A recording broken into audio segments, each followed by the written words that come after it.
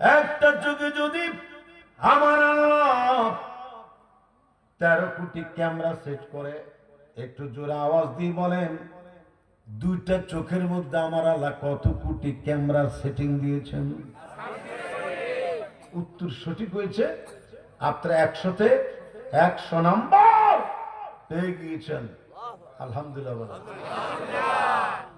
এক চোখে যদি 13 কোটি ক্যামেরা, আরেক চোখে যদি 13 কোটি ক্যামেরা আমার আল্লাহ সেট করে দুনিয়াটা দেখার জন্য, দুই চোখ জুড়ে কত কোটি ক্যামেরার সেটিং হলো? এই মুহূর্তে যে কথাটা শুনবেন আর অবাক হয়ে যাবেন। আল্লাহ যে কোরআন শরীফ আয়াতে চোখের কথা বললেন, দেখুন, পাওয়ার দেওয়ার মালিক আল্লাহ, নিয়ে যাওয়ার মালিকও আল্লাহ।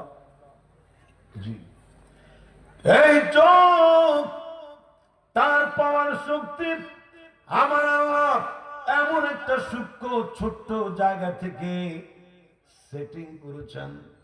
বিজ্ঞানীরা বলেন এটা হচ্ছে 1.6 সেন্টিমিটার জায়গা থেকে জমিন কাঁপাইয়া বলেন আল্লাহু আকবার।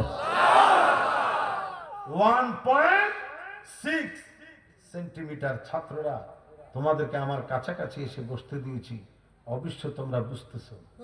1.6 সেন্টিমিটার জায়গা থেকে আমার আল্লাহ 1 নয়, 2 নয়, 100 নয়, 200 নয়, 1000 নয়, লক্ষ নয়, দুই চোখে কত কোটি ক্যামেরা সেটিং দিয়েছেন?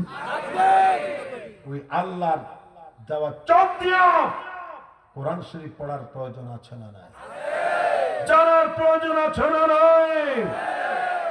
আরেকটা কথা হলো, এই যে চোখের সেটিংটা আল্লাহ দিলেন, কৃষক, শ্রমিক, মেহনতি মানুষ তরকারি পাকলো কিনা, আম পাকলো কিনা, তরকারি বিক্রির উপযোগী হইল কিনা, ফল ফলাদি এগুলো এখন পাড়ার মতো খাওয়ার মতো উপযুক্ত কিনা, এই সব কিছু নাক দিয়া গান শক্তি, চোখ দিয়া দৃশ্যমান দেখা যায়।